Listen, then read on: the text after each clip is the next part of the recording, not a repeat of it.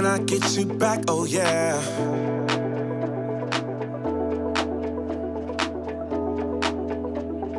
When I get you back, oh yeah.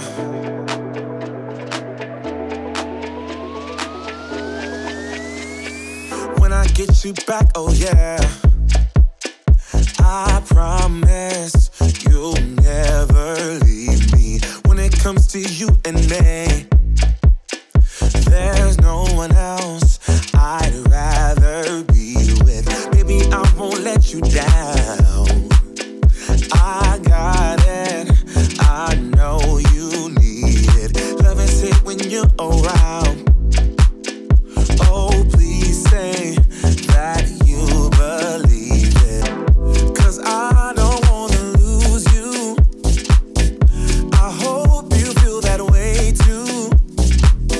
No, I don't wanna lose you. Baby, don't go. Don't go. When I get you back, oh yeah.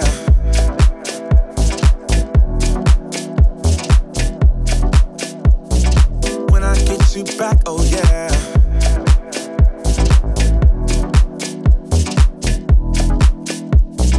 When I get you back, oh yeah. Oh, when I get you back, oh yeah.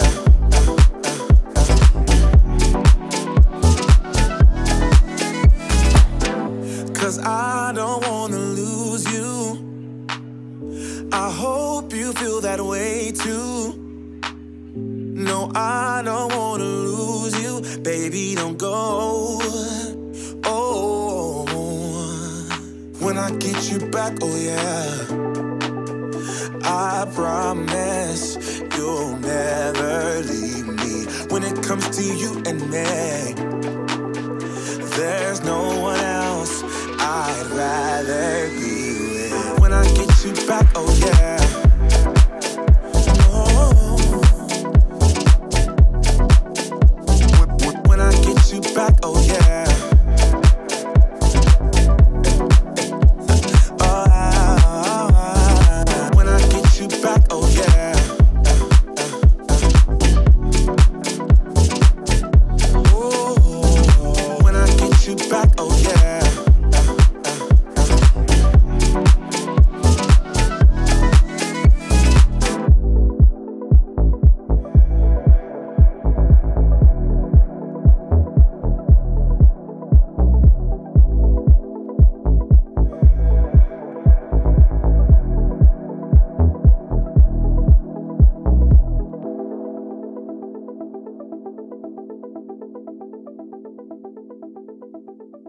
It's 2 seconds, Doc. Hey, what's happening, gang? Good morning. Welcome to the show, Graham. Oh, hold on. I'm changing lights as we flex. Welcome to the show this week in live. I am Doc. I got my co-host, Miss D, hanging out over here. What's up, Miss D? What's going on, brother? How you doing today? Chilling like a villain. Let's go ahead and spaghetti. Press that screen. Hey, girl, hey. I don't know who started that. I think Jessica says it the most, Jessica Stansbury, but that statement cracks me up, so I say it even though I probably shouldn't. But I think she got a little country twang. Hey, girl, hey. Hey, girl, hey. It's super hilarious. It's super hilarious. So every time I just always say that, it just cracks me up. Okay, cool. I had to put my lights back after being Alicio for last night, right? For the epic stream. Oh my God, that was so much fun. Mm-hmm. Wow, that was a good little almost could have been 5 hours. He get the tired when he both hands in the back of the hand. It's like we're not paying you no attention. Add more people to the stream. And he threw up the little timer. It's so cute. This little timer that everybody just ignored. It's like you gonna put it down when it's done counting down. You know, 12 minutes has passed and we're still going. But super funny. Anyway, gang, welcome to This Week in Live. We talk about basically the news around the industry. There's so many of our shows. Like, we all got shows where we're telling you, like, how to do this and how to do that. But I think one of the most important things you can do in order to be successful is to stay up on what's going on in the industry. So we started This Weekend Live as a way of talking to you about that side of things, right? Because you guys will come to our streams and be like, how did you know that the new camera was coming? Or how did you know that the this software was doing that, or Apple was doing that, or this? Because you got to pay attention to the news in your industry.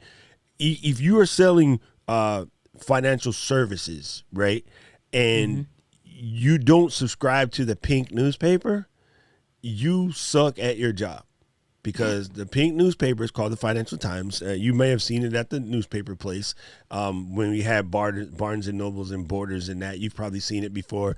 Or if you're in New York, it's on the corner. Dude, he got the hot dog dude right here, the newsstand dude right here. Yep. You've seen the pink newspaper. I've grown up around that paper because of being in the East Coast and being downtown and see the pink newspaper everywhere. Right. If you don't got one of those and you're in the business of selling money, you're broke. You suck at your job. You got, pay less kicks, and everybody else got on Ferragamos because you wasn't keeping up with the stuff. It's just how it is. Right. But that's like all of any kind of stock exchange, kind of a Wall Street, the first things that you see them do is go to the shops or the corner stores or whatever, the news station. They got certain ones that they're going to pick up. I got to experience that with being traveling with my aunt and uncle, and we would always have to go and get the papers. And so I remember asking them, like, what specifically are you looking for? I'm looking for articles on this. I'm looking for things like this.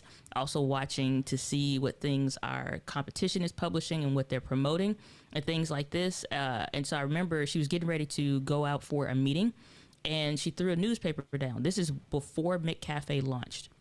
And so she was showing me different things that was going on with different competitors and what was going on. She was like, we're watching this. And so it's important to keep your nose and your hand in the field, like all the time. Always be in the trenches in your space, whatever that is, even if you're a speaker, even if you're a tech person, even if you're into nonprofits.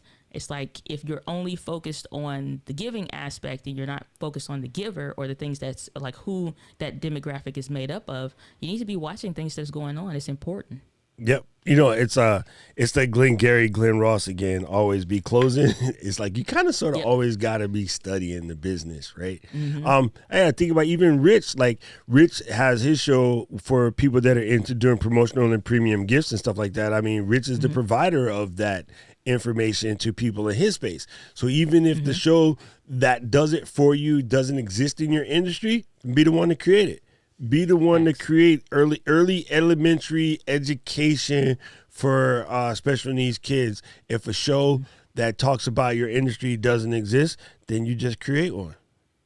You know what I mean? Just make it happen, and you become the arbiter of all the things info. And it's good because you're solving people's pain problems, right? Which is Miss D's famous thing, like B vitamins and B painkillers. One of the 100%. Two, right?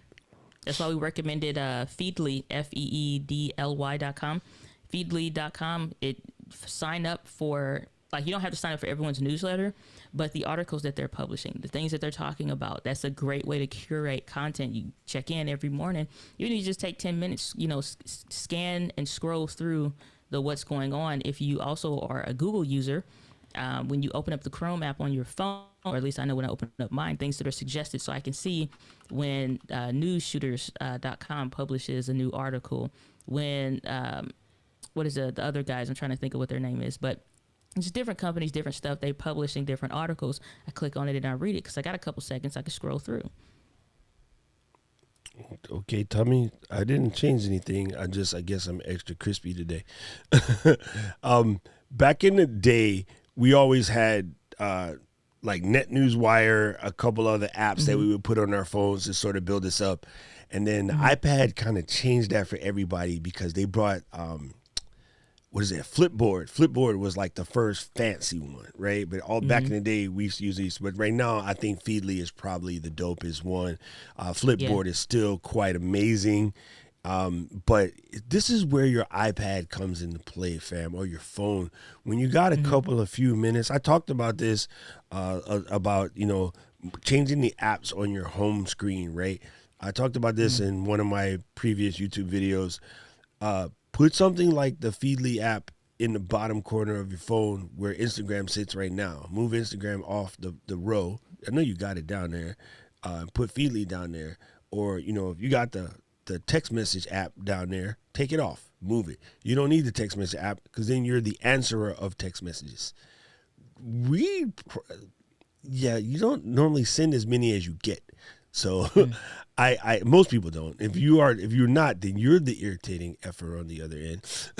But I moved my green bubble off the front, and I will respond to messages, but I'm not the generator of messages because it's distracting and it messes up your day and it takes it away. So I have my Skillshare app down there right now. I have Audible down there right now, and then Feedly would be another good one to have down there right now, because then that way you're keeping up with stuff that's enhancing your melon instead of like distracting your melon, if that makes sense. 100%. I'm laughing. Okay. See, bring up the iPad. I did. It's upstairs, and it's funny. JD, see, you simple. You had to go and cause trouble because I told Miss D. I said, "Oh, I should run back upstairs and get it." And she was like, "You got time?" And I was like, "Nah, screw that." so shut up, JD. That's my dude, right? Already. That's my dude, my Padawan, JD. I'm the only Jedi with a Padawan bigger than him. Yoda. Oh, okay. Smoke, Now you calling me old? You know what? Hey. Get the hell up. Bye. Yo, so this weekend live now is solo show. David is in the forest somewhere. So we put out a smoke signal. David, where you at? Okay. And then the other smoke signal came back, and I read it, and it just said, Yeah. It just kept going. It's just like, oh, okay. Nah, brother is enjoying a vacation that he needed. Finally got a chance to go out, so he's out in Sedona. I'm like, he's probably chakra in crystals or something in Sedona, because that's the only reason why you go there is to get in alignment with your Wusa bowls. Okay. Ding! We're going to come back, and he's going to be like, "Hey, everyone.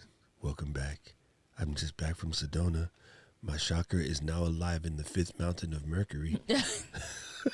The 5th mountain of Mercury. It's like, it's a good day for live streaming, David. Why, yes, this is the dawning of the age of Aquarius. In my cranium and circumferences, I've been thinking about and surrounding, just like, okay, alrighty then. Thanks for joining us this week in live. We appreciate you. You're gonna have sage burning in the background. Like, we better stop messing with David. Anyway, gang, today we want to talk to you about some of the hot stuff that is coming up that is actually more flow related, I guess. The way I describe it, like things that will help you with your flow in your show, or even in your flow of keeping yourself organized or ready to go. Like, this is a whole different aspect of live streaming for me, because I've always been somewhat of a fly by the seat of the pants kind of guy. And been sort of more reactive, and now I'm trying to be proactive. So this requires going back and learning some of the stuff that you do when you work in, say, a corporate environment. Now, we're a small team on both sides, so we're not a corporate environment per se, but you still got to run a business like a business, right? So therefore, you got to get back into doing sort of the business things. And even for you solopreneurs, most of this stuff will sort of flex you and help you out in the right way. So what's the first one you want to talk about, Ms. D? I want to go into the Google Workspaces. All right, let's go. Google Workspaces it is. Find the right tab, Mr. Doc. Ding, ding, ding. Bang. Here we go. All right, hit one of these. Shakang. In there. So in the spirit of workflow processes, I think one of the things that a lot of solo content creators make the mistake of is not having one. Like, like you just do stuff and it kind of has a flow, or, you know what I'm saying, you kind of know what needs to be next. But if you don't have a workflow or a process, you always will be at the last minute doing stuff. And Google just released an update for their Google Workspaces that is really starting to bite in on programs like Notion, which, Doc, you've had... there's a Catherine on your show Yeah, or Cat Mulvihill. Yeah, Cat on the show. Yeah, you had Cat on the show talking about Notion. You have programs like ClickUp dealing with productivity. You have other ones like Asana and Trello and all these different things. And they kind of all more or less do the same thing, even Monday.com. But now Google, in all of their wisdom, is saying like, so you don't need them. You only need us. Furthermore, you will not just be able to comment and see who just recently left a comment, but you all can simultaneously, similar to how if you've ever shared a doc and actively made comments into it, but now it's on a whole other level because you integrate things like a Notion, integrate stuff like Asana, and now all of that is in the Google Workspace. I think this has the potential, if people are willing to adopt it, and like obviously you would have to leave what you're currently using. Ooh. If you do that, I think it'll be something that's fantastic. I'm curious on like, are people willing to make that shift or not from what they have been using to start using this for the Google Workspaces? Okay, note to self: never get crazy and hit the full screen button on NDI scan converter when it's doing what it's doing, because it don't like that. And which is funny because we'll get to that in a second. But yeah, I agree with you. I think Google's idea of coming in and trying to get, more like some of the other apps that are out there is very beneficial because many people already have the Google stuff, right? Mm-hmm. And these other services, okay, this is something Apple got blamed for a lot. Apple used to get blamed for Sherlocking apps. And the reason why it was called Sherlocking is Apple had an app that they added to basically the Mac. So when you hit Command Spacebar and the little search magnifier comes up, it lets you find all your stuff in the computer. Back in the day, that didn't exist. There was an app called Sherlock that you would use to help you find things in your computer. And then when Apple decided to go to Mac OS 10, right around, OS 9, they started testing out the application that they would allow you to do that. Boom, and it would search everything, whatever. I believe they actually even went as far as, if I remember correctly, they even went as far as to call it Watson, which was like, bruh, you stole these people's joint. You didn't even just take the name far away. You called it like Watson, and then now it's just called Finder Search or whatever, but or Spotlight. Spotlight is the word. Being spicy just for the sake of being spicy, because it's right. Like they can, people are going to adopt it. And then two, they were like, why don't we call this for this long, and then we'll rebrand it, rechange the name later. Because but so the company that they took it from was mad, right? And then what's even more funny, to this day, now the searching with a magnifying glass is ubiquitous through every app out there. But it originally started back in like the square, plastic Macs with the tiny little screen from basically Sherlock. And so by Apple taking the technology from the company, at that time, Steve wasn't there yet. I think he came back right after this happened. But them just taking it and then slightly rebranding it Watson, hello, you didn't move very far off of Sherlock, and just basically stealing everything and moving. Yeah, so that the terminology Sherlocking something would be like if I can't even think of one right now.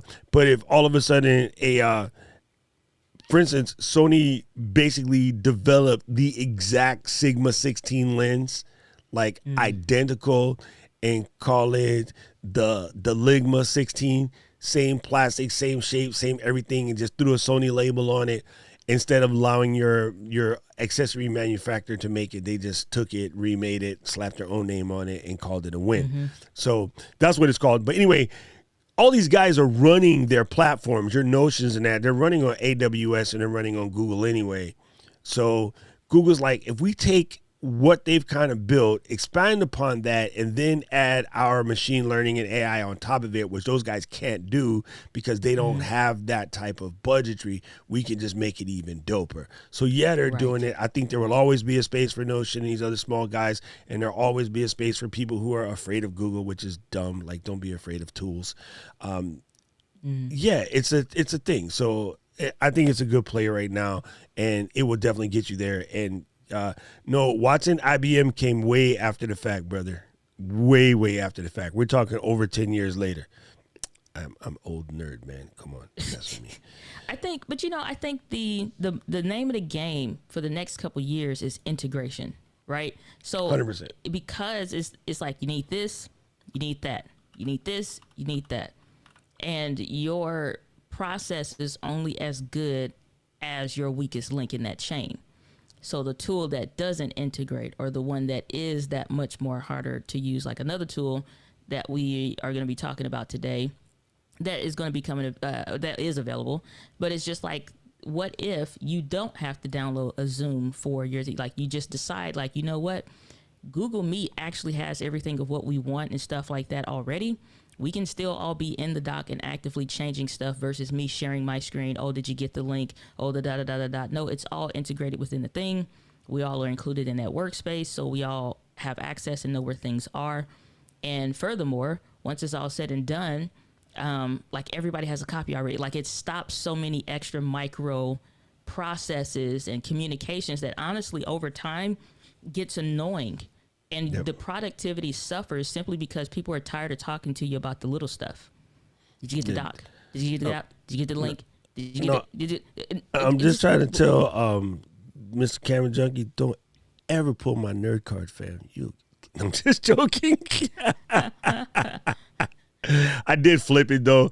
Apple called it Sherlock. The original app was called Watson, but same point. Yeah, that's what it is. And so that's why they call it Sherlocking it. And now Sherlock is just called, the Finder search. But yeah, it originally started out as a program called Watson. Anyway, that's super funny.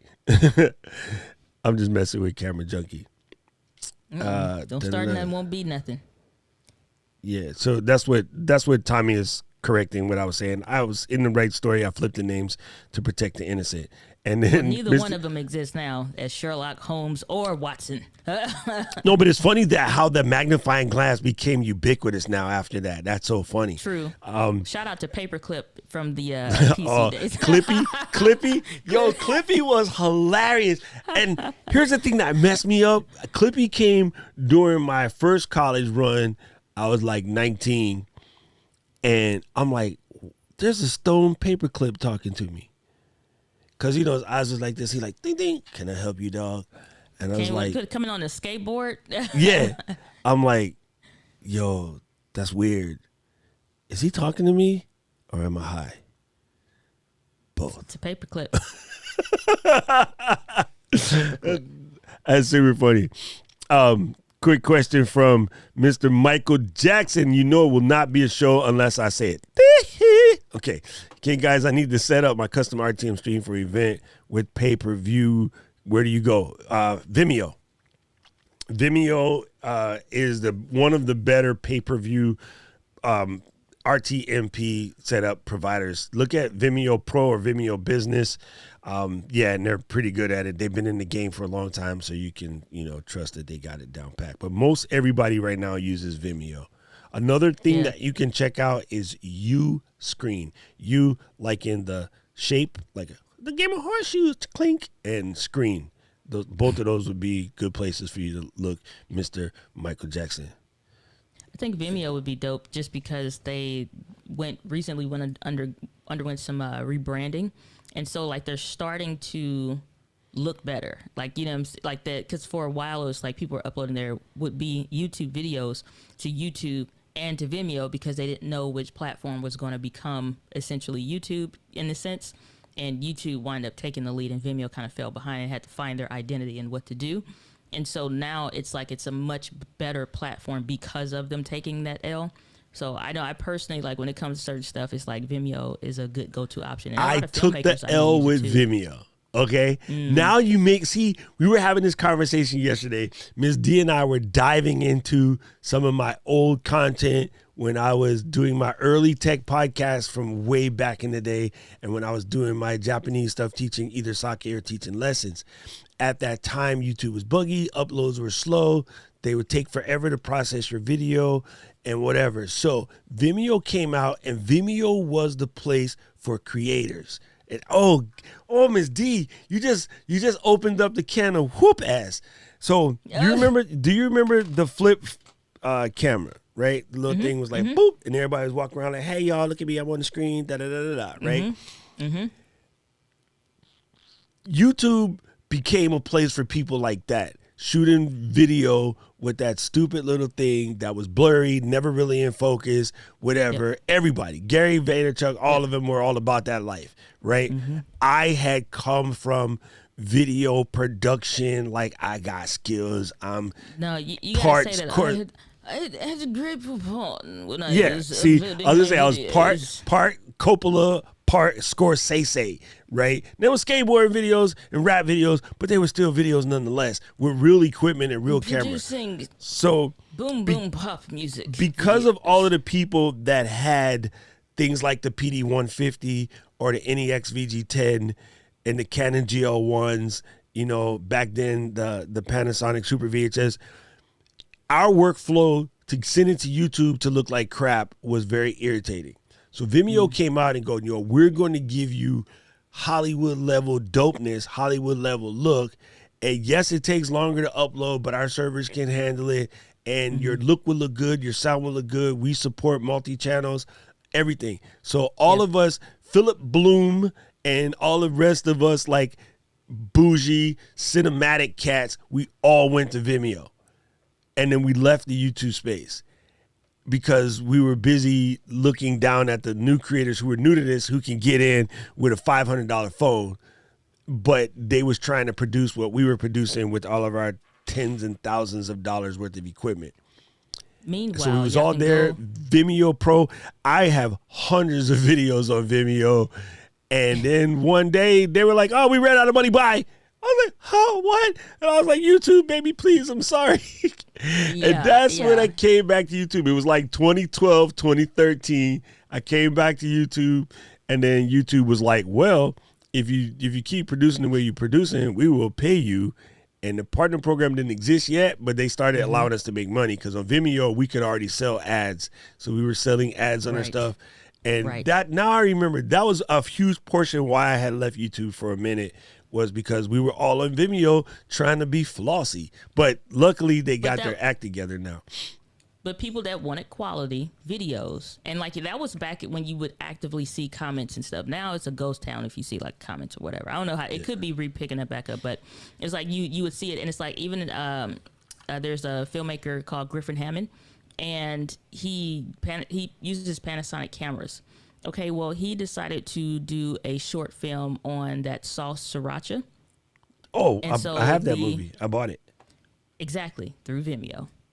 That's how he sold this stuff initially. And so it's like, if you love sriracha and stuff like that, that was exposed to me through that way, because I found him through the camera stuff. And I'm like, oh, he's like, I made a small film. He's recounting how he did that. Pay-per-view through, and obviously getting access through Vimeo instead of YouTube. And like he shared his reasons why and things like that. So it's like, which has, the film went on to do really well and stuff like that. I'm sure they got awards and stuff, but you know, so it's just like, if you're looking for good options, there are good video options. But now it's interesting, like the tides have shifted, because YouTube is what, even like when you sign up for a course and it could be $3,000, you are now doing a live stream or something that's private and it's just unlisted on YouTube, instead of all of the programs that used to be out there for webinars and all this other stuff. So you can integrate the YouTube stuff and do it that way. And it's like, oh, well, people can share it. That's on them. They lose money, not necessarily you. You know what I'm saying? But then, too, if it literally, you do want that paywall, then for the RTMP stuff, I think I personally like what Vimeo's doing right now. Yo, that's so crazy. I can't believe that I actually have content on here from like, I'm gonna pull up that wow. NEX5 from YouTube. If y'all like, all you have to do is go to Doc's channel and type in Sony, N as in Nancy, E as in Edward, X as in X-ray. And just take a gander. All right? You want to feel good today? Just take a peek. Take a peek. Just yo, saying. This is crazy. Bruh, this is oh my goodness. Hey, you guys want to see some crazy stuff right here? We should do a flashback. It's not Flashback Friday. We should show old school. This video right here is me and Trey Ratcliffe and Tom Anderson. That neck right there is Tom Anderson shooting video. I don't even know if this will play, but this was us shooting video in Waikiki. But yeah, Tom was actually in my top 8, like not just the white T-shirt. Like I actually know Tom Anderson. No, I don't need to see any of this stuff. That right there is Tom Anderson, bro. That's super funny. People are like, who's Tom Anderson? He was the inventor of MySpace. Like, this audio? is ancient, bro. Well, that's what his face looks like, and not the white T-shirt. Hey, you don't know. You did never recognize that guy. It's like from the back, just like. Dude, check out his Twitter handle, MySpace Tom. Like, we was out shooting fireworks in Waikiki. Oh my God, I just completely forgot about this stuff because, like, yeah, I just had a fight with Vimeo and it was over. But yo, this is crazy, Miss D. Like, I'm literally. If you don't know who Trey Ratcliffe is, he is a world-renowned photographer, travels all around the world. He kind of put HDR photos on the map, and that was my G back in the day when I was into more photo shooting and stuff. But again, we all were on Vimeo because this doesn't exist on YouTube. Why? Because we were bougie, and it had to look dope. Mm-hmm. You know, plus, other people were also putting their portfolios. So again, the whole show your work concept, Sony ZV-1, vlog, whatever camera you using. Y'all was bougie stuff back then, but you know, or at least for the time. But the thing is, like, to show your work. So it was a lot of people that if you did any kind of production work and you wanted to search their portfolio, it went to a Vimeo video. It did not go to YouTube. It went to Vimeo. Yep, this is a Kickstarter campaign that I did. My professional shoots that I did for a multi-level marketing company. I shot all their promo videos. So if you were into Purium or if you ever took Purium products, I did the majority of their videos. Here's a music video for a Korean pop star that I did. Yeah, this is the podcast from way back in the day, one of my tech podcasts. I have some of my high society men freaking weekend tip videos on here, and the reason I was like, oh, they funny, yeah, this is funny. Yo, Miss D, you just messed me all the way up, fam. Yeah, I forgot all about this. Now I'm gonna have to go back here and look at my collection and see like what I can download and keep because I need to have it and access. Like teaching people how to do 4-camera shoots and Final Cut from back in the day. Not Camera Junkie, but JD is talking about Duet. There was an app called Reflector back in the day, and like more than 9 years ago, I posted these videos. Like, this is crazy. Clear was this dope app that was out back in the day for your stuff, but these are ones where I actually have to find a video or when people are talking about microphones. This is being shot. This podcast is being shot right here with a like $3,000 AKG tube microphone. Like, when I say, like, I used to come like weird, this shot right here, you can barely see it, but in this podcast right here, this is the Sony, like the now is about $8,000 Sony, but brand new they're like $15,000 Sony microphone. So that's one for Sammy. Beardless stock. That is Beardless stock. Thank you. That is a C800 microphone. So, yeah, like I used to shoot, this podcast was shot with a Digi Beta and a green screen. And yeah, now, so it's, yeah, that's what people are like, oh, why, you talking about Sony? That's your SM7B. That's expensive. Man, kiss my black, what? Seven, let me just stop. $350 for a short microphone is peanuts. Peanuts. With your Yeti. Get out of my face. Ooh. And on that man, note, the next segment of This Week in Live is wow, I can't believe you took me back there, yo. I forgot all about these. I got to send this to my boy Jerome. This was like over 10 years ago, episode 5. So, and shout out to Blind Guy, his wife, their life, asking how old I am that I know some of these old things. The thing is this, I've always been a nerdy person, but I wasn't always old enough or like access to the actual gear. So the best I could do is digest information. You know what I'm saying? It's like be in the space, even if I can't, whatever. And here's the thing, YouTube also, here's the other thing that sucked with YouTube. Now you have the subscribe button. Now you have notifications. Now people have email lists and stuff like that too, that they're more curated around the content. Back then, you had RSS feeds, and you didn't have cute RSS feed curators like Feedly. You had the RSS feed that looked ugly. And if you was keeping up with the RSS feeds that you were accessing these channels through, you didn't even know when they was going to upload again. You just had to check in every day just to see when they could, you know what I'm saying, when they would post again. And then hope that your internet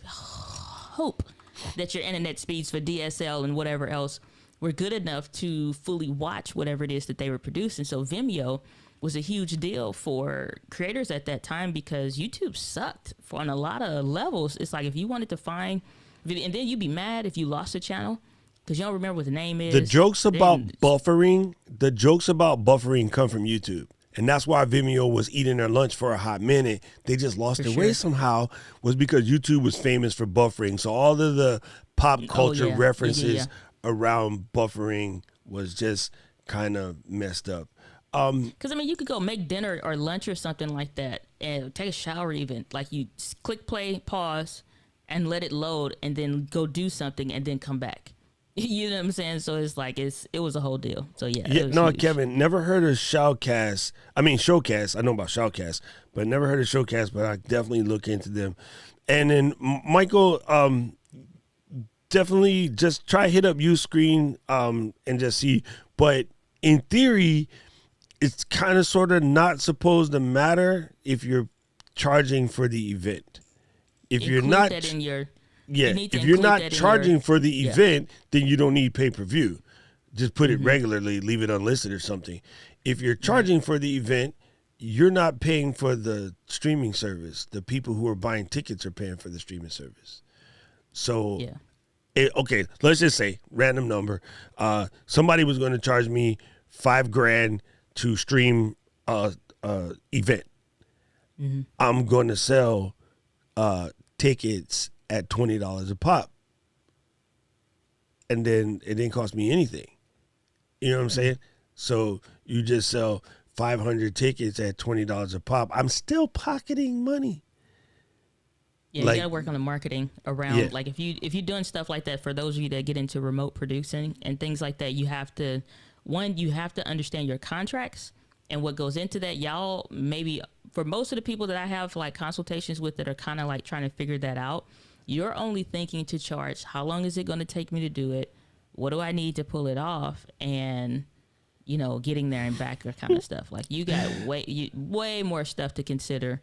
If you follow Cody Warner on YouTube, he recently did a video about like 5 things that you need to be including, and he talks about that because he's done production work. So if you're getting into live streaming and remote producing and things like that kind of stuff needs to be included in your itemized list of things that you're doing for the shoot to make it work.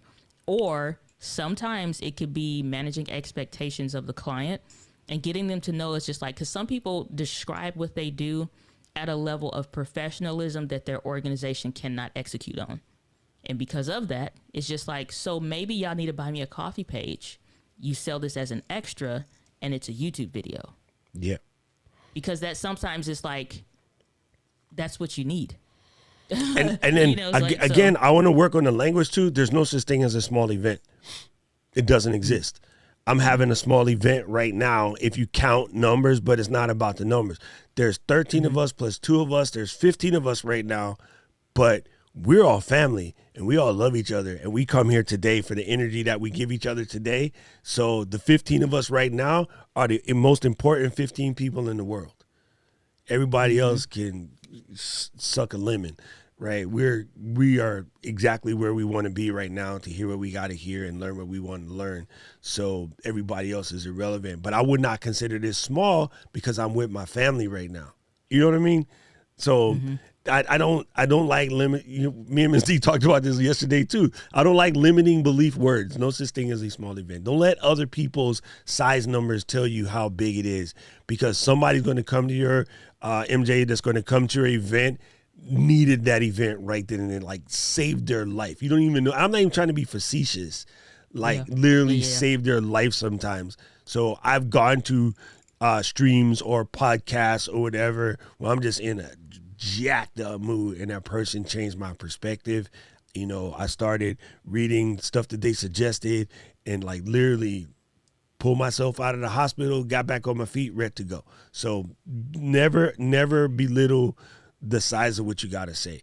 And Brian, you post it, I'll pin it to the top, or one of my admins will pin it to the top, because I think that is freaking fantastic, and this embarrassing as hell. But I want you to post it because it's your idea, and I love you. So you knock yourself out. And actually, James, we were filming that for that blog. So the Hawaii fireworks and Hawaii episode was being filmed for that Trey's thing. Uh-oh. He heard us. He heard us.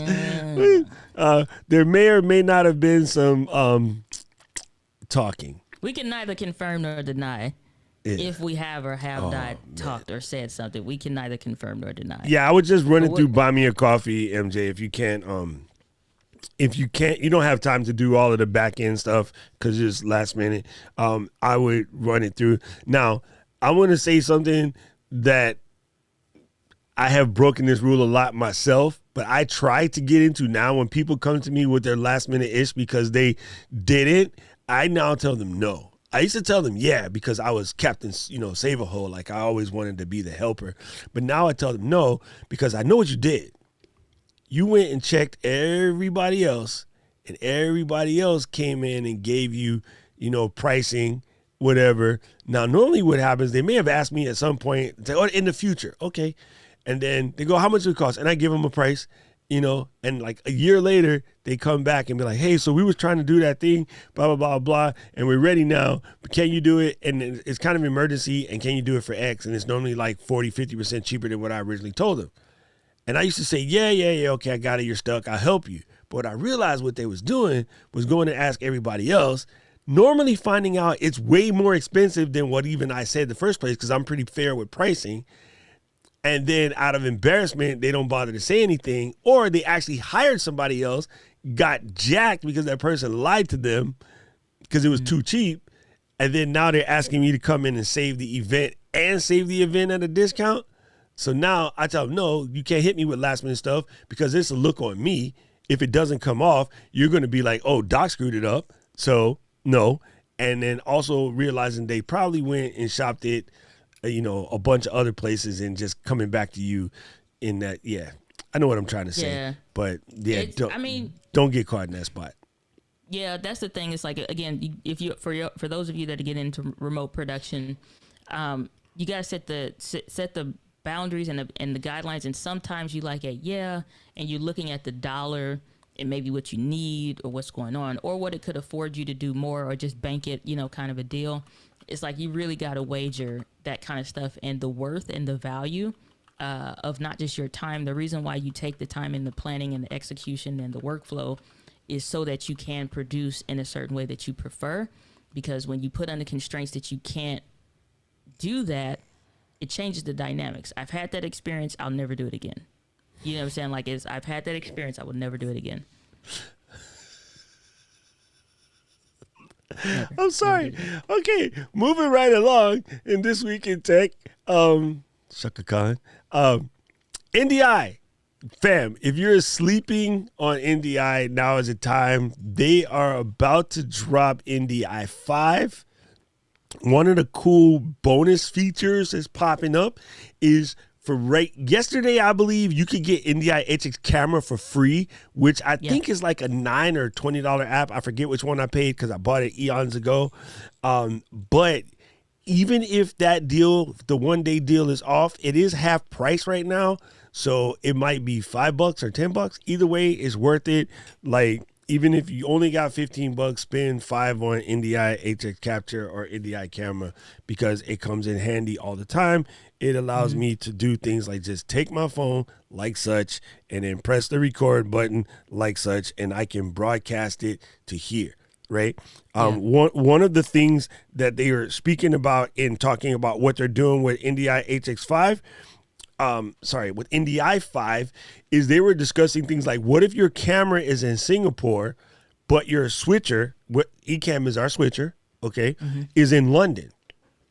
So what this means is, with updates and with internet speeds just getting better and better and better, I could actually do a production where I'm doing the show, we're talking, and we want, Chris Wood, who's in the UK, to show us around his new streaming setup in the dojo, because he's getting ready to teach people, some more TKD moves, right? So he would be able to, actually connect his camera to an NDI situation, and I could bring in his camera basically at full res all the way across the planet here.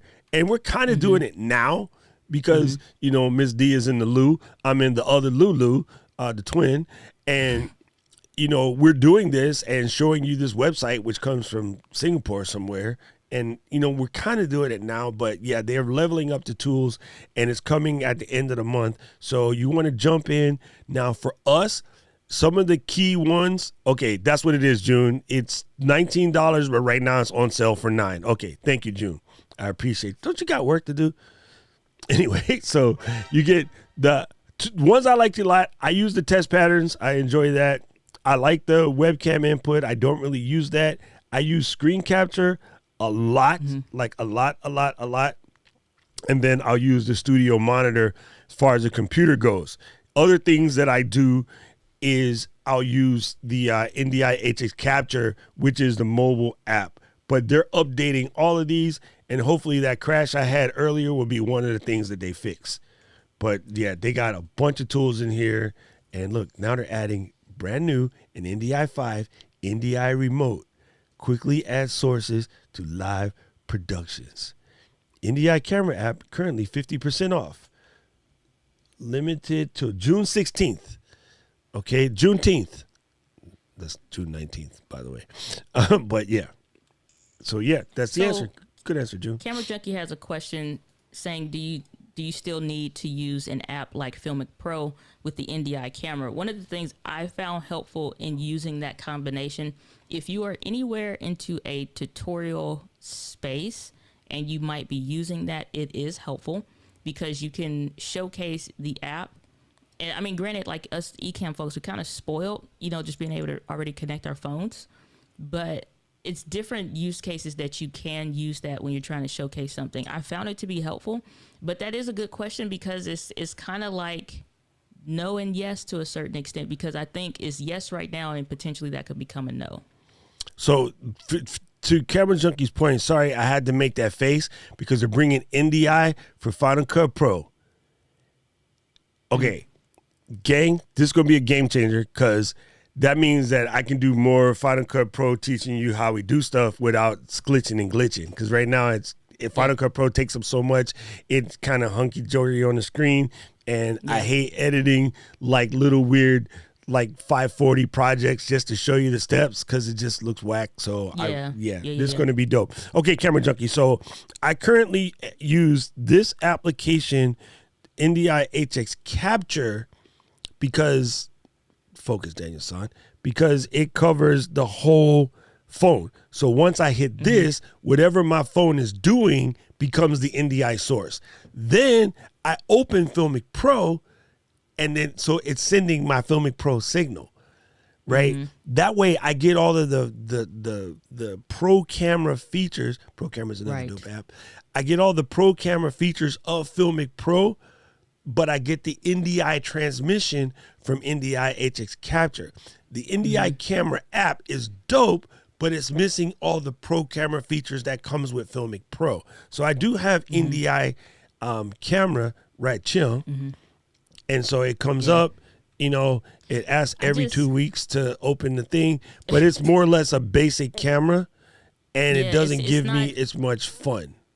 Yeah, I got both initially, and I know personally, it's like I've been trying to use it, and find it. It's like find a vein for it. And it's just like really no point for me personally. What I've found that works well for me is that if I've opened up the NDI HX Capture, and then I go to Filmic Pro, and because it has clean HDMI out for the phone, what it allows you to then do is remove the icons off the screen. So the ability to switch between it being on and it being off so that you have a clear and clean camera feed not just more access to the camera tools, but you can pull up the icons, change this, that, or whatever, lock exposure, all these different things. And then, because it has the clean HDMI in Filmic Pro, you remove all the icons. And so now, even if it is something you need to record with, something you need to do whatever with, or doing like how Doc is showing you, you have the options. And I just have found that I like that more. I've not probably touched the camera. I think some people, if like you use it, you like it maybe, but Filmic Pro, I just think it's the way to go at this point. Yeah, I think it's the best when it comes to this type of application. So, but yeah, man, fam, make sure you're paying attention to NDI. Again, it looks like these sales are going to the 16th. I'm assuming that means that they're going to be ready to pop it off right around that time. Or, you know, when these companies say later this month, they normally mean the 30th. I wish they would just say the 30th, but hey, give themselves some pad for cushion. But I think that NDX5 NDI 5 is good. See what you did, Ms. D, talking about my old videos. Didn't do that. Had nothing to do with that. All right, Miss D just like exploded my brain this morning with Around. Oh yeah, So here's the thing. Again, keeping your nose to the ground with what's happening in the industry, and so this came by way of like the developer design community and stuff like this. As far as me learning about it, and so again, you couple some of the workflow processes and stuff that we talked about earlier in the show with the Google and the Google workstations and stuff like that. Okay, well, let's couple that again with a tool like Around, where instead of, so everybody remembers the guy that is like, he got his little toddler bust through the door, and the little toddler's like playing, and then here comes the mom. I don't even understand how she runs like that or why she fell like that, but it is just the most dramatic stuff. And so the guy's trying to do the interview, and he's trying to push the toddler away and all this, that, or whatever. The benefit with Around kind of puts you in the mindset of the active tracking that Adobe Premiere Pro introduced, I think, last year in 2019. Well, this is live active tracking. So even if that person moves, it continues to track the head and the face, so they're perfectly in alignment in the circle. And you think about coupling that with something like your Google workstations, everybody is already there. You don't have any excessive programs running on your computer. It's not taking up a ton of space. And honestly, for the meetings, if you're capturing and documenting content, if you're also recording your meetings for your company and resharing those out so everybody has replays, let's say if somebody was taking a couple days off or something like that, I think this is brilliant simply because it's clean. It's the picture-in-picture, out of the way, kind of a setup like we all like using, that we fell in love with Ecamm. But it also includes stuff like, again, just being able to resize and, you know, get new dimensions for stuff. I'm really digging this. The user interface looks simple and clean, and I'm really liking it. This is crazy. This is super crazy. Like, I like this. And you can integrate it with your Google Calendar and all of that stuff. It's just, I like this a lot. It's very clean. Yeah, James Hicks said, I've been using them since day one, straight legit. That's good to know. That's good to know, James. So like in real life application, it's doing its job. And that's what's important, because some stuff is good in theory, but when you actually get to using it, you start running into problems with it. And like, if you are actively using this already, all the more, you know what I'm saying, reasons why. Like, I want to try this so much. Like, I'm excited for us to try this in the company, just because we use Facebook messenger groups and stuff like that, and sometimes it futzes out. You know, I don't think we've done any like team meetings in Ecamm per se, unless it's like after the stream or something like that. And we'll use Zoom. Okay, well, what if I don't have to use anything like that per se? You know what I'm saying? It's just like, because we still, I think, are still trying to find the thing that's going to work. And something like this, it just seems to kind of work. This is cool. I like how they hide the controls for this video, so I can't skip. Oh, you gonna watch. Yeah, Oh, that's cool. I like James, that. was this company called Circle before, or was it always around? Because some company called Circles hit me up, and it just seemed shady, so I didn't answer them back. I wonder if it's the same, but it looks the same now that I'm seeing this in real time, not just like glazing over some random tweet. Twit to twat. They said, "Oh, don't talk about us on your show now. You ain't want to talk to us when our name was just Circle. We call ourselves Around, and now we're more bougie. Now we made it to the show." Dude, James said, "I sold them their computer. Was it compute Infrastructure. storage infrastructure? Yeah. Wow, James, what do you do? Harass me in the DM. That's true. So pricing for this is free. Pricing for this is free. So you can go and download this now at around.co.co, around.co. If you want to check this out. It's saying that they're going to be launching Teams soon. I'm very anxious and excited to try this and start integrating this in the workflow, because I think even like with like me hiring an editor and me hiring my assistant, and then hopefully not too long after, I'm hoping to bring on my second assistant as well. It's like I'm excited for us to start using this and just, building up the company. Okay, yeah. So James says Circle is still around. Okay, good. It's not the same company. Because, yeah, these guys hit me up, and was something about this just seemed kludgy at the time. But I think they hit me up right at the time Zoom was going through their growing pains. So I was like, nah, man, I'm not doing that. It seemed kind of crazy. Yeah, so y'all have to be careful, especially the more that y'all are getting into the content creation space. You're showing up, brands are noticing you, and they're sending you emails and stuff like that. The things that you put your name behind matter. And that's not just like you make sure your name matters, kind of a business tip. But no, like seriously, because if I came on here and I was like, okay, guys, today we're letting you all know we're switching the show to StreamYard. I know we've said a lot of things about it, but here's what we're going to do instead. And y'all like, whoa, wait a minute. And it's not even that anything may be so much so wrong with the thing. It's the fact that the credibility now comes into question, because it's like, so your word don't matter no more. And so when you do stuff like that, it's just like, and here's the thing, you are always open and welcome to change your mind or make new decisions off new information. That is always okay. However, it's like, if you only are taking certain deals just because it's coming at you, like, be wary of that as you are growing your channel, and be cautious of the things that you say yes to and the things that you say no to. I get responses from companies and emails about this, and that, and whatever. And if it seems interesting, I'll ask, like, what's the intent of what you're trying to do, or what is the whatever. And before I offer anything, I need to try it before I'm willing to present it to my community. And a lot of stuff don't pass the buck. Yes. And that way because you've actually put some skin in the game and had a chance to check it out. Okay, gang, I want to cover something else real quick, just because I think this is kind of dope. It's going to be a fast news story, but I just want to cover it anyway. Press the button. YouTube last year had globally paid the music industry $4 billion over the past year. All right, so what? No biggie. 1.2 billion of that aka 22%. Went to UGC, not UGK. UGK is dope. He's from Atlanta. UGC, user-generated content. And the reason why I wanted to bring that up on the real quick, because there are still people today in my circle. So wait, let me get this right. You sold up your successful gift-making, laser crafting, like woodworking business to be a full-time YouTube? Yes.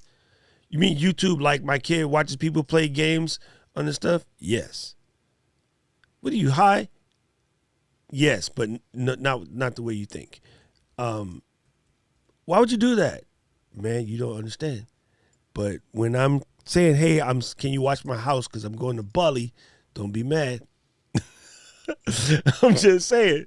So regardless of what people are telling you, regardless of your reasons, regardless of your why, listen to Heather on Saturday coming up. This is the truth, man. The creator economy, aka the passion economy. Like the dream is alive in Portland. Sleep till 11. Dream of the 90s is alive in Portland. Sleep till 11. Like, this is the truth, fam. People in my family, people in my circle, about to get kicked out, do not understand why at my age, in the middle of everything, I would just flip, boom, sold, yes, boom, YouTube company, yes. We are where Bitcoin people were in 2012. Now your nephew who play around with Bitcoin and stuff, now you trying to hit him up at the cookout. Hey, yo, Neff, can you explain that Bitcoin thing to me? No. Remember what I said when you was in trouble and you was lipping off, blah, blah, blah, and your mama couldn't slap you because you was in church and your mama draw the line down your face? Who mama couldn't hit them because they was in church? I know, not mine. My mom would be like, excuse me, Deacon Charles. Deacon Charles, okay. And Deacon Charles would be like, the Lord need to save that boy from his mama. My ass be clinked up against the stained glass. Like, Inari. Bow your heads for prayer. Shoot. But what Mama used to do when she didn't want to like show out, she would just draw a line down your face. She would put the finger right here and go. And then you don't say, all silence. Nothing else comes out of your mouth until you are told. Has been silenced. Hey, so that's why every once in a while when sisters get mad, you'll see them do that. That's what that comes from. That comes from the mama shush your face finger. If you want to see what the sisters finger, then wait a minute, go to hashtag the convos and check out Keith Pelzer's wife Tina. And the latest video, okay. More on that. On that news pump story. Your brakes, at Keith. 6 p.m. You're right now. But you know, it's amazing. I've been watching more about Amazon drop shipping and like all of that different stuff that's available through that. Just out of curiosity, there's a gentleman who started a passion product. It's called Performance Nut Butter. So if you have ever seen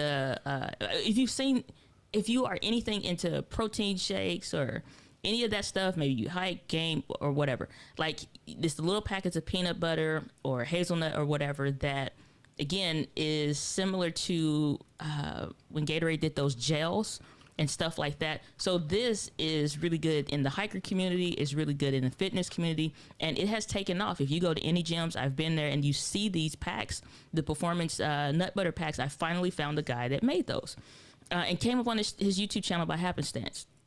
Okay, well, he just was saying like how he quit one of his more or less would be considered better performing companies because of the stuff with Amazon, or more or less quitting through the Amazon way of doing stuff traditionally, where he's known like on YouTube around helping people do that.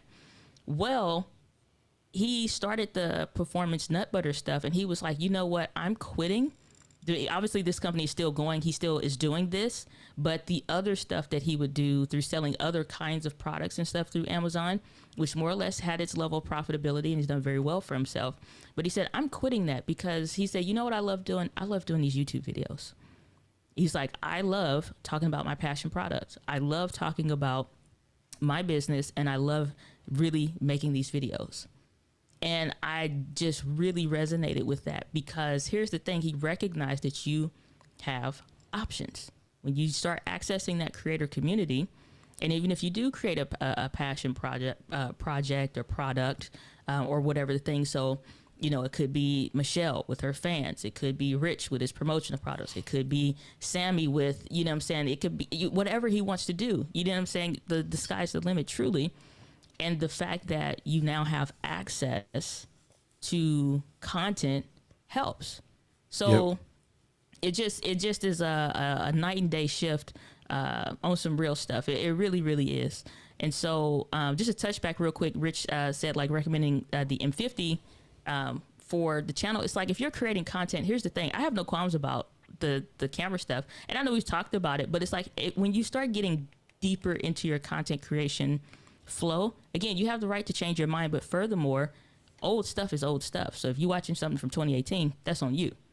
Same way, kind of like with this guy with his now leaning more into his Performance Nut Butter stuff versus some of his other companies and the other stuff with Amazon, because other people are like, but what about the Amazon stuff? He was like, yeah, but I'm really loving to do this more because I can talk about a product that I really love, that I developed from scratch, that I got tired of buying and mixing. You know how you like find some stuff that's good, but you still got to add your own little twang to it, your own little, Yo, sauce. Yeah, it's like you got to add your own little pizzazz to it. So he took that and developed it into a product, and it skyrocketed.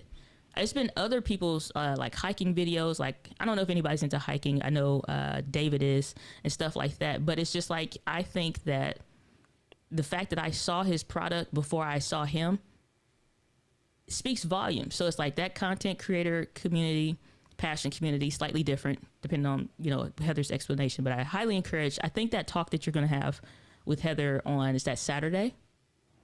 Yes, 100%. I think that's going to be something that if you're a creator and you plan on making content on YouTube, I think that's a show that you need to put on your calendar. Yeah, and then to Rob's point, you know what? That's something I actually plan to talk to Heather about, because you know me, I get a little, I guess apprehensive is probably the best word I'm gonna say for Klimt. I don't like badging things. I think sometimes I don't like over badging things, because when you badge things, then you feel like, well, I can't be part of the passion economy because, well, I don't have a passion. Or like me, I have 15 passions, so I can't be part. Mm-hmm. So I don't like, to me, I swear to you guys, this is not new to me. Like, the only economy that matters anywhere in the world is between here and here. That's the economy right there. That little pink, it's actually gray. The little floaty thing in the, I was about to say, the little floaty thing inside your nougat. That's the only economy that matters. You can make things. You can make things happen in the middle of the depression. Some of the biggest companies that we look at every day, we know their brand without even seeing it. From a mile away, you see the shape of their brand, invented during the depression, right? Some of the greatest things have happened during that time. So people. The thing about economy, people think economy is related to just money, but it's not. Like, if you take an economy class in college, one of the first things they would tell you, economy isn't just money. It's not about money. If you study Freakonomics, it's not about money. Money it's again, we misunderstand because we're not properly taught. So people think economy has to do around actual money, but it's more around ecosystem, supply and demand, and there's a bunch of other myriad things to that. So although I whole cloth agree with damn near everything Heather says, I personally don't like the phraseology, passion economy, or even creator economy. But we have to say that because it's the term of art. So I'll tell you the term of art. I'll let you get excited about the term of art, and then I'll slap the taste out of your mouth and be like, here's why that's stupid. Because it's a limiting word in and of itself. I hate limiting words because I was always giving them. I was always handing them like, oh, you can't do this because of this. And you can't do it. And I've always said, raising hand with second digit from the left pointed up and did my own thing and succeeded. So TBD put a comment in saying, help me out with this. Sometimes I start feeling late to the game and so behind to join the content creation game. Thoughts starting from zero feels so daunting. So it like that attaches itself to what you were just saying. And here's the thing. There's no such thing as late to the game, because imagine if we only stopped at the first versions or iterations of something. We'd still be stuck with the old school irons, irons. Let me get my St. Louis twang out of there. The irons. So we'd still be stuck with the irons from way back when. If we only stuck with the original iterations of Coke. Let me solve this problem real quick. No. Before you go there, because I already know it's picking at something. But the thing is, it's like if we only started with the first iterations of something, we would never be at the new and improved version of whatever. And furthermore, nor would there be somebody, because they took an interest at a later date or upon discovery or interest for them, then your input, and because you're coming at something with new eyes, you don't have the bad habits, you don't have the whatever. It's like every last one of you all that have learned something from Doc or I or David, it's like you start off in so much more of a better position because you start from where we're leaving off at. You get the best as the best hits. You get the improvements. You don't have to go through the grunt. if I had to think about all the people that were into video and YouTube tips, it was a whole nother different group of folks 5 years ago. Whereas fast forward, you can't even remember what the channel was called. Hey, most of them none of are y'all gone. don't even know what none of y'all have no idea who they would be if I named them off. Yes. You know what I'm saying? Most So of them it's are gone. like, now it's like I'm getting presented as the YouTube expert. I'm getting presented as the, video marketing expert and stuff when I go talk and stuff. Whereas 5 years ago, I had just hit sign up, join. You know what I'm saying? So you don't have to worry about that kind of stuff, but also the next point of which Doc is going to dig into, which I already know where it's going to go. No, I just want to say Morgan Freeman, Tommy Lee Jackson, Melissa McCarthy, Samuel Jackson, Kathy Bates, Steve Carell, they all started after 40. Morgan Freeman became an actor at age 50. Morgan Freeman, the voice of God, the voice of planet Earth and other things. Like, come on, son. Like, oh, you can't be an actor. I should have started as a kid. So it ain't ever too late. It's just not ever too late. Like Adele, like her first blown up album came in, she's pushing 40. So sometimes Harrison Ford was like, what? Harrison Ford was like 40 or something. Yeah. So you just gotta like get in and do it just whenever, man. Like just whenever. Like don't get caught up in that. And here's the funny thing. If I only started right now, say like I knew Jack and I started right now, I can still get up to speed in 6 to 8 months because we have better learning utilities now. Back when I was learning cameras, you had library books and yearbook class, right? Dewey Decimal System. Holler back. Not instant gratification. Like I had to drive across town on the bus, 2 transfers, get off said bus, go into the library, like look at these books. And the photography books was expensive, so you wasn't allowed to check them out. You had to read them in the library. Now you got to go outside with the camera, try to take the pictures, and hopefully you remembered everything. And then you got to go back in the library, pull the book again, and double check, and then go back outside and take. We're in a better place. And then speaking of better place, Miss D was just showing us an app that does something really cool like that, and hopefully I can find it again. But there's an application coming up through something that Figma is putting together that will allow you to play curated YouTube videos in the app while you're playing the app. So I'm sorry, I was on Figma carousels, but if you go into Figma community, Figma tips, that's what it is. Yeah. So Figma is, again, this is coming out of the design, UX, UI, user interface, user experience, all this extra other stuff. Basically, the reasons why you like your favorite apps and the reason why you like the way they move and operate and stuff like that is because of developers, designers, and stuff like that. So again, it's like just getting more into this. Figma is one of those design tools. Well, the interesting thing is not this software per se. The interesting thing is the fact that you were talking about user-generated content. This is a big deal. Figma is a big deal in their space, right? They're I guess you would say what is like a big fish in a small pond or something like that. Yeah. They're a huge deal. So they now have in their help section, in their tips area, so when you search and type in how to do something, they don't have their company, corporate, whatever videos that never are enough. They just recommend and they curate the best YouTube videos that explain the how to and the whatever and links directly to that in the app. And furthermore, it stays on top of Figma so somebody can actively design, actively follow the tutorial, and the YouTube video stays on top of the application so you can keep following along so you don't have to switch between the app and the thing or readjust your screen so you don't lose any screen real estate with that. And I think this is super interesting because, one, a company has leveraged the creators and the people that love their products and tools and software and are using it. Furthermore, you're going to get play in such a bigger way because when somebody searches for, like, imagine all the times people search for something maybe in Ecamm or on Google about Ecamm. And when it goes to, or even if it's in app, your video comes up as the suggestion. not an article. Like literally within the thing, your video.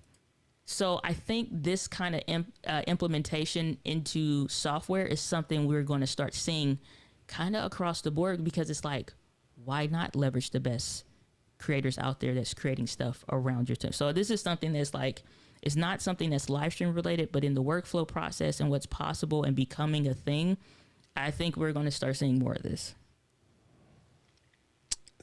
So true. So true.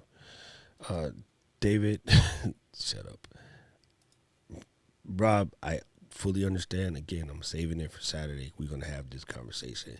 Because, again, it's still a label. Like, real truth, pattern, and different, it's still a label. And I do believe that labels can just hinder people. But, yeah, you have to be on the opposite end of one of those labels for a long enough time to understand what that feels like. And it really does mess with people's thing. So, yeah. We're not at a super chat level status, but yes, it's coming. Let's see, dun, dun, dun, dun. Yes, digital artist, photographer, videographer, like all of the above. It's just one of those things. Again, like it's really hard to say that. That's why I like creator the best, because I create wood stuff. Oh, as a title. That's why I was like, okay, I'm like, is that are you referencing like a channel, or he's saying like as a title, he prefers digital artists if you fit into one of these spaces. Because you fit into all these things, right? And so like I create music stuff, I create wood stuff, I create videos, I create pictures. You know what I'm saying? Like I create handy dandy little gifts. I've done leather crafting, all the above. So I prefer creator or maker. Because I don't have to be, even 3D printing. I 3D printed all kind of crazy stuff for the longest time. So without having to be in any one of those, I like the idea of just being a creator. And so I try to get into, even just in my verbiage in the videos, to being a content creator. Doesn't just mean YouTube, because hey, there's TikTok, fam. You know, there's Instagram and Instagram Reels, and just Facebook Live videos, and like James was talking about earlier, like the monetization things that are available on Facebook, like stars and things like that. Now, Facebook still ain't figured it out yet, because you can buy subscriptions on Facebook now. You can have creator subscriptions. You just gotta have 10,000, fam. I don't know what Facebook. If I got 10,000. I'm at brand deals. I don't have to just worry about my creator subscriptions. It's the young up and coming creators that are dope AF, but sitting on like 1,000, like Sammy, that need to be getting their monetization. At 10,000, I've probably got the monetization slightly figured out already. Ding-a-ling. It's like the whole thing is like Facebook is going nowhere. Like, you know what I'm saying? It's that the rat running around in a circle, but not really, like, they're in a maze, but they're not, you know what I'm saying? Like, so Facebook is a big deal, but at the same time, Facebook is that rat running around in a circle, and it's kind of going nowhere, because you have video features, but you don't have the search social behavior from the community or the users that make anything worthwhile. You want somebody to have these exorbitant numbers so that you can feel like you in this space, like when you hit 10K on YouTube and then you get access to all this other stuff. You want people to have this over here for them to get into monetization, but it's like, again, it's missing the elements. So have this, have that. It's missing stuff. Or even like subscriptions. Subscribe for what? You know what I'm saying? Because, you know, the pay to play to get the views and stuff like that, exposure, ultimately still to send people other places. The best thing going for Facebook right now are for those pages, what I call legacy pages. They were around when you still got organic reach really well on a page, and they built that up. And so your Facebook marketers and whatever else, so they kind of got the traction, and they do live streams on a regular. Fantastic. Otherwise, it's the Facebook groups, and it's the connections between the people that you already know or that you come to meet and know, and you now want to be connected with them. All this other stuff that Facebook is doing, it comes and it goes for a reason, because it's like they don't know what they're doing. It's like a 13-year-old that don't know if they want to wear deodorant today or not. It's just like it could go either way. Well, it's funny. I think for them, 10,000 seems like a lot. I mean, seems like a small number. And that's because they're coming from a different scale, right? It's like when a rich person goes, just spend 10 grand and get yourself together. That's where Facebook is at. That's funny. And it's funny because I think I might have said somebody spend 10 grand and get yourself together. Anyway, gang, that kind of wraps up the majority of the major stuff we wanted to talk about today.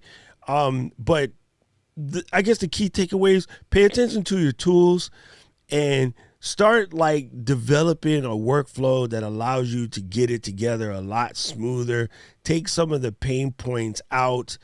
And I'm going to say, try not to get caught up in, it's not semantics because I want you to use proper terminology where possible, but don't let the sound of words scare you because they're not necessarily the size of the word. You know what I'm saying? Like, try to get away from words that can make you feel apprehensive or adjusted when it's just a label, right? Like, some people think in order to be a creator, I need to have a channel with X amount of followers and put out X amount of content and whatever. In theory, the minute you crack that first upload button and a video lands to YouTube, you are behaving like a YouTuber. When you post the second video, now you're a YouTuber because it's habitual. When you press the third one, you're a YouTuber, fourth, fifth, and then when you get to where you're almost at 500 videos, you're a YouTuber. You know what I'm saying? And people's like, well, I want to be a full-time YouTuber. You could be a full-time YouTuber right now, but I have a full-time job.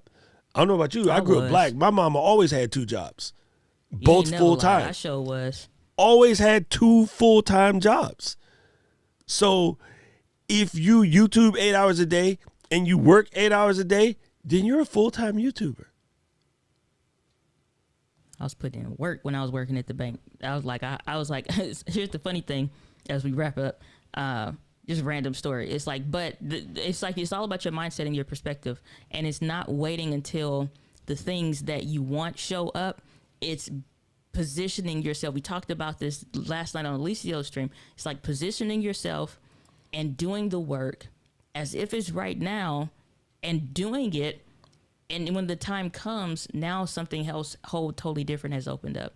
So like when I worked at the bank, I would bet my supervisor because it's like my productivity wasn't a flex. It just was, it became a tool that instead of dealing with the company clout of the whoever and I'm better than whomever, it's just like, can I use this to leave early?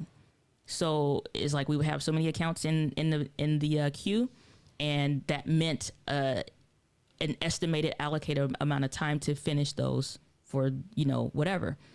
Okay, for what most of those people were doing in a day, I could do in a few hours.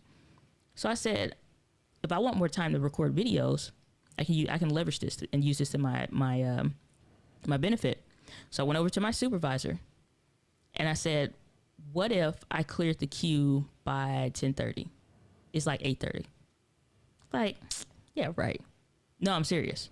If I get us down to where we have 10 applications or less, can I leave early today? He didn't think I could do it. He was like, yeah, let's see it. Bet. Cleared that mug. Came back to his desk.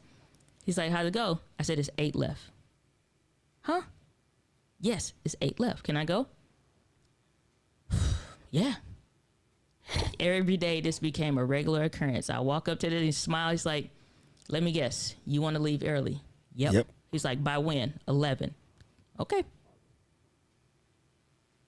And it just became a thing. It's like, why Diana leaving early? Because I'm putting in work. I'm about my business. Well, because so people, like, they got to talk. I got to see what Clarice was doing this weekend. And we got to talk about her kids. And No, now, you know what? Not. I did not have Clarice's kids. I am not Clarice's baby daddy. We do not care about. I don't even eat fava beans or liver. I can't stand fava beans. I can't stand liver, and I don't drink Chianti. So no, like Clarice. Nope. We got nothing Fried to talk liver? about, Clarice. Nope. Smothered in gravy, onions, all of that? Nope. Heck yeah, but with some rice on the I side, ain't that with country. some biscuits. I'm that country. I am that country. Well, then you can talk to Clarice. I'm going to finish your work and go home early.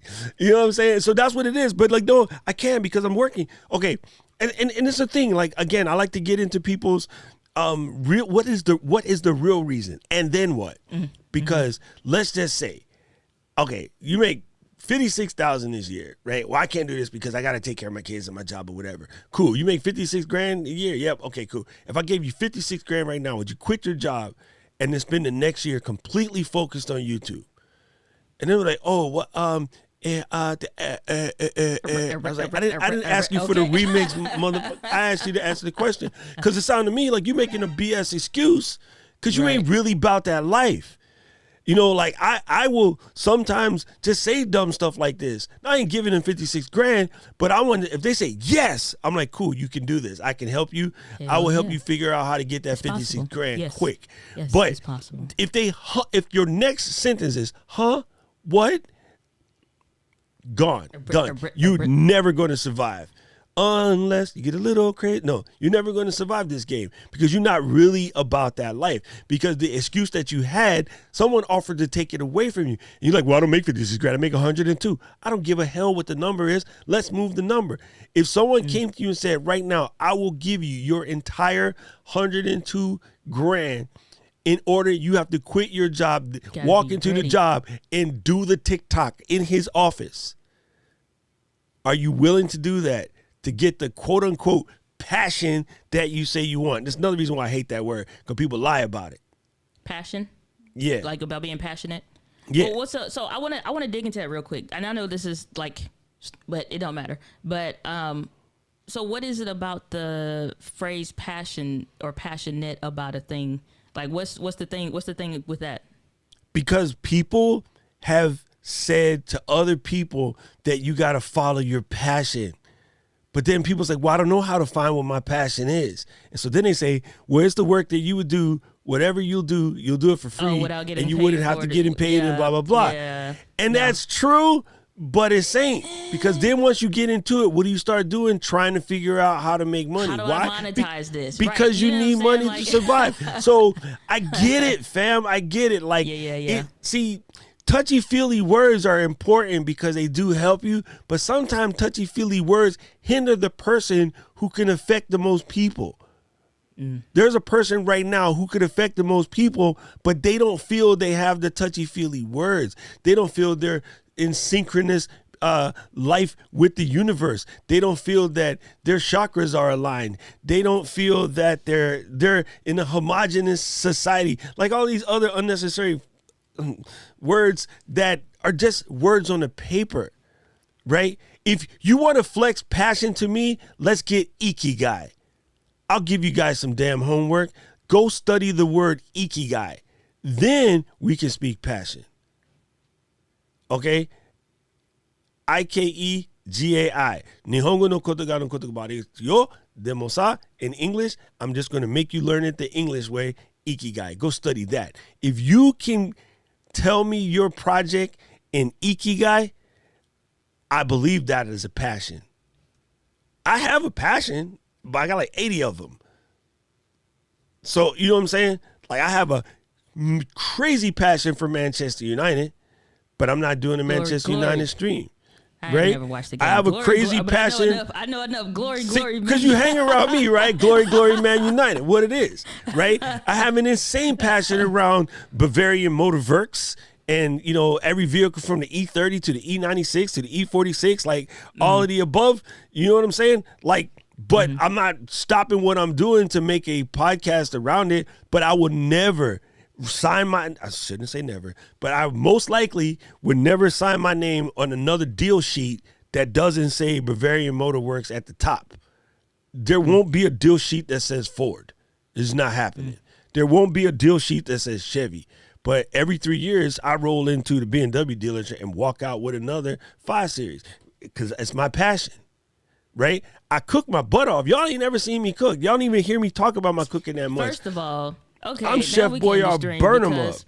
No, we need to stop because y'all don't even want to go there with this. It's frustrating because dishes you've never heard of, never had, Doc all of a sudden. And you know, here's the thing with phones, it's just like all the making the speakers better and all this technique. It don't help when somebody's sharing with you food you ain't never had. It looks delicious, like you can smell it through the phone, and it's like, oh Doc, what you doing? Oh, making some shabu shabu. And it's like, what? And then you say on the stove cooking, chopsticks and all this and that or whatever, plate look amazing. It's just like, yeah, okay, enough. Meanwhile, you know, saying rest of us Subway, but that's okay because I can get in there with some mod pizza and, you know, at least go for the jugular every once in a while. She had to get me with the mod pizza joint on the real though. Hey, so it is a thing, fam. And again, I don't want to sidetrack anybody. Like, if that word works for you, absorb the word. But I don't like the word because I think it's limiting to people and it makes people think that they have to have a certain thing. But we're going to get into it. And again, like, I am all about, you know, what's going on over in Team Purple. So don't get it twisted. Just because I say it, don't like the word. I'm just saying that if you need I hate the word motivation. I was a motivational coach, bro. I did it for a living. And all it helped me figure out was I hate the word motivation. Cause you're motivated every day. You want to prove, I'm not motivated. Okay, stand here on this line. I'm going to go get in said BMW 100 feet back there. I'm going to press the pedal and I'm going to come at you, and it's electric. So I can get 0 to 60, 70 in a short amount of time. I guarantee you, before I get within a foot of you, your ass done moved out the way. Motivated. Motivated. I'm just saying. Your pants. Like, so many of these words that people have been taught wrong or used wrong or just don't quite understand the meaning. It causes you to behave in patterns that aren't commensurate to the actual definitions, the perceived definitions. You know what I'm saying? Yeah, these words and these phrases, if you accept only the current common theme of what something means, it diminishes its true value for, you know, exactly what that is, right? And so it's just like the course of, like, just the concept of making a meal, getting a meal, you know what I'm saying, protection or fear. The difference between somebody saying they're afraid to turn on the camera versus, like, fear original root come from because it's a freaking lion or you know, some kind of leopard or something that can literally take you out, or an alligator, depending on what region of the world you're in. That is like, you had fear because somebody didn't come back to the village, you know what I'm saying, after the hunt, or somebody didn't come back, they had an eye missing.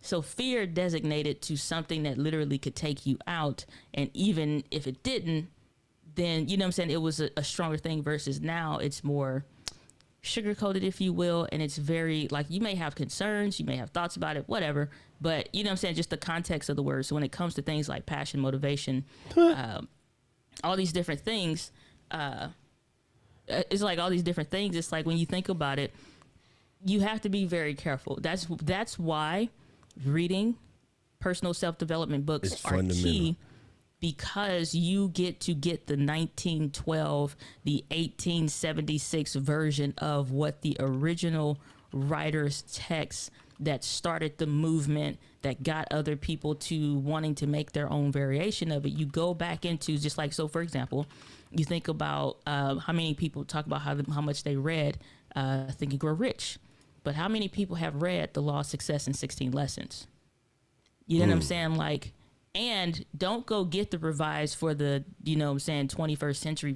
Like, I'm talking about the one where it's words where you need to stop and read, or you go and get the autobiography of Andrew Carnegie, and you go back and you read his portion in there on the, what does it come to me? It's on the, can't think of what it's called right now, but it's like, you go back, if you just try to read the autobiography of Andrew Carnegie, the level of language and thought that he, you know what I'm saying, that he's putting into stuff. It's like,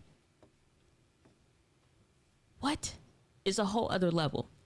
Thank you. So it's crazy. just a whole other level. You know what's funny?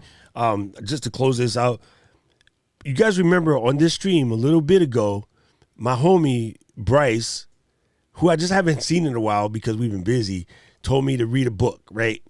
And because I love Stephen Pressfield, I love his books. I've been studying a lot about the brain, Daniel Amen, Kahneman. Like, I read all the brain people.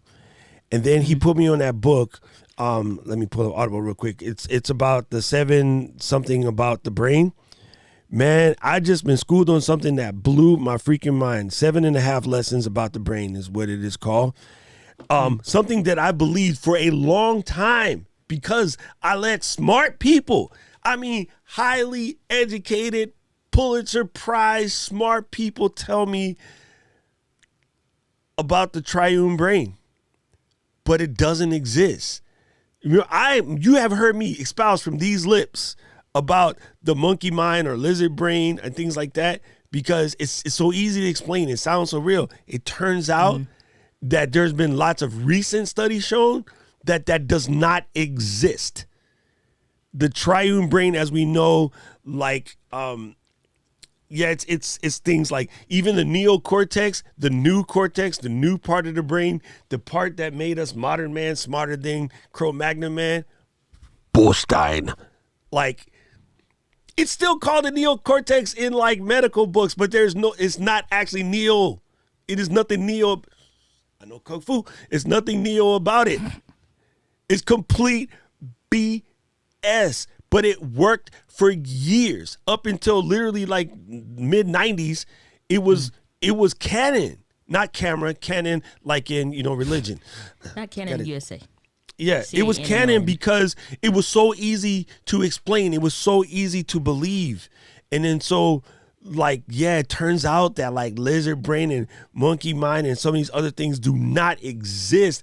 But it's a game that we've been sold and told forever. Now, I think it's okay to still perform like you think it exists because it's helped me this far. But now I know even more science behind it. And this is the dope part about science is it gets better. So I like it when douchebags go, well, the scientist was wrong. Yeah. At one point, they thought the joint was flat. It's round. Some idiots still think it's flat. But it's not good. Kyrie Irving, slap. But it's because they keep testing. Science is get a theory, test it, prove yourself wrong, come up with a new theory, test it. And that's how we have a camera that can focus that quick because they kept testing it. They could have left it at the original focus, which is hand here, focus. That's what it used to be like. And that was autofocus. And we were like, wow. But they kept testing it till they can get it this quick. You know what I'm saying? Well, yours don't do that because it's not a Sony. Anyway, that is This Week in Live. This Week in Live. I have a show to do. Miss D has a show to do. But I hope you guys got something out of that. Yeah, man. We should definitely cover tools and stuff and just deal flow a little bit more often. And anybody interested in that book, I'll put you on, man. So far, I am intrigued. I was listening to the book. I was going to go for a short walk. I was going to do a walk around the block, right? My knee's still healing, so that walk around the block is a pain. But I was in the book, and then I was like, yo, I'm like a mile away from my house because I was just walking. I was like, oh man, this chick is dropping fire. I'm like, my knee is hot, on fire. I'm all the way down the block. I'm like, look, I'm gonna have to pop in, get a bottle of water, and turn my butt around and walk back. Okay. But I actually ended up walking forever because I was so deep into the book. Like, it's a very good. I know Miss D, you'll be all about that life. It's a good book. Yeah, we'll probably have to share, put a link to it in the group so everybody can get access to it, and also we put a link in the description of the show as well. Okay, will do. All right, gang. Till next week.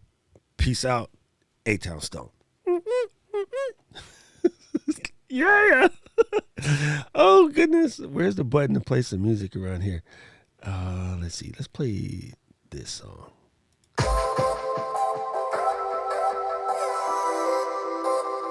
And What do you Go to add? Let's Get Live. Make sure you get your Ecamm Live overlay packs. Always available. We got new ones coming out now. Still got some more to test that are newly coming out. So go to Let's Get Live. When somebody asks for Ecamm Live overlay packs, tell them Let's Get Live /shop. Money. Aloha, gang. Appreciate it.